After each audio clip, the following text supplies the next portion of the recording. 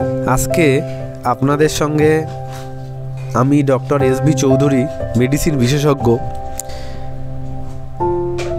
এমন একটা জিনিস নিয়ে আলোচনা করব যেই জিনিসটা আমাদের রোজকার প্রবলেম। আমরা প্রায়শই দেখি বিভিন্ন রোগী যারা আছেন তারা খুব কমনলি যে রোগগুলোতে ভোগেন তার মূল কারণ যদি আমরা খুঁজে দেখতে চাই, সেখানে কিন্তু কোথাও একটা লুকিয়ে আছে তার মানসিক কষ্ট। বিভিন্নভাবে যারা আমরা আজকে রয়েছি সংসারী মানুষ, তারা কিন্তু বিভিন্নভাবে মানসিক যন্ত্রণা বয়ে নিয়ে বেড়াচ্ছি।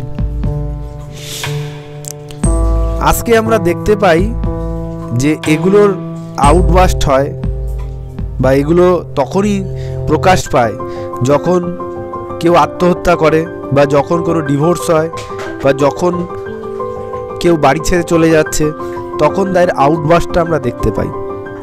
কিন্তু এরকম অনেক পরিবার আছে, অনেক মানুষ আছে যারা এই যন্ত্রণাগুলো সহ্য করে বেঁচে আছে। এটাকে টিপ অফ আইসবার্গ বলা যায়, যেগুলো আমরা দেখতে পাই। এগুলো কেন হয় এবং এগুলোর পেছনে কি কারণ আছে সেগুলো যদি আমরা খুঁজে দেখতে চাই, তাহলে কিন্তু আমরা দেখতে পাবো আমাদের জীবনে একটা জিনিসের মারাত্মকভাবে ঘাটতি দেখা গেছে, এবং সেই ঘাটতিটা হলো আমাদের জীবনে কৃতজ্ঞতা বোধের মারাত্মকভাবে ঘাটতি দেখা গেছে। আমরা যে যার কাছ থেকে যা পাচ্ছি সেটা কিন্তু আমরা ধরে নিই যে এটা আমাদের প্রাপ্য, আর এখানেই সমস্ত সমস্যার উৎপত্তি তৈরি হয়।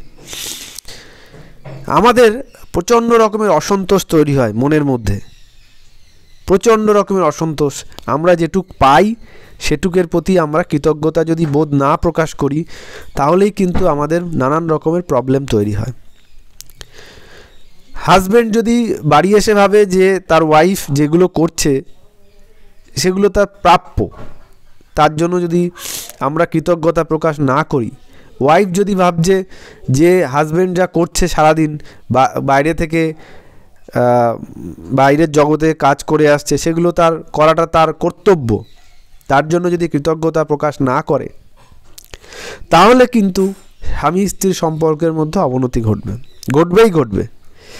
একই জিনিস অন্যান্য পরিবারের যে সদস্য আছে তাদের ক্ষেত্রেও সত্য।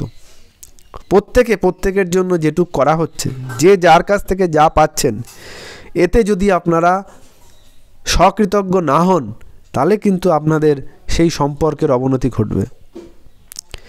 এবং অসন্তোষ, এর থেকেই কিন্তু বিভিন্ন রোগের উৎপত্তি তৈরি হয়।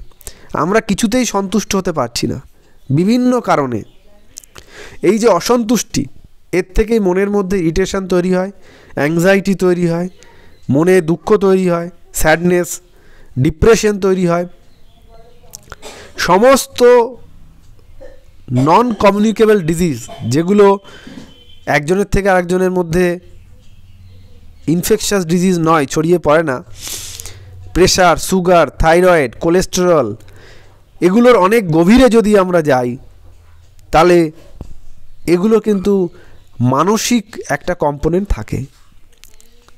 এবং যখনই আপনি দুশ্চিন্তা করছেন, রাগ করছেন, তখন আপনার বিভিন্ন রকমের হরমোন শরীরে সিক্রেশন হচ্ছে, যেগুলো কিন্তু আপনার রক্তের চাপ বাড়াচ্ছে, সুগার বাড়াচ্ছে, বিভিন্ন বডির মেটাবলিজম পরিবর্তন করছে।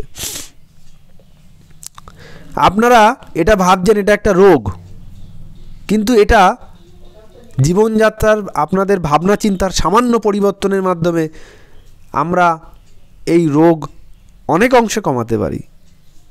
হ্যাঁ, এটা সত্যি যে হয়তোবা এই যে সুগার, প্রেশার, থাইরয়েড, কোলেস্টেরল, ঘুম না হওয়া, অনিদ্রা, অ্যাংজাইটি, এর একটা ফিজিক্যাল কম্পোনেন্ট আছে।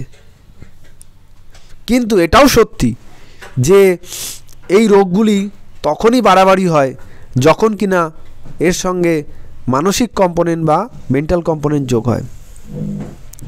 আজকে যে কোনো বড় বড় যে সংস্থাগুলো আছে, হেলথ অর্গানাইজেশন আছে, তারা সবাই কিন্তু এই মানসিক স্বাস্থ্যের উপর জোর দিচ্ছে।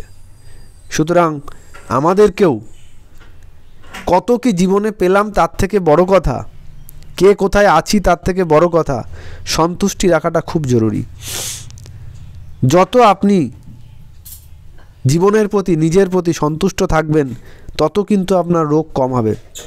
যত আপনার মনের মধ্যে অভাব, এই বোধটা বেশি করে তৈরি করবেন, তত আপনার বিভিন্ন রোগের আরও বাড়ন্ত হবে। ধন্যবাদ।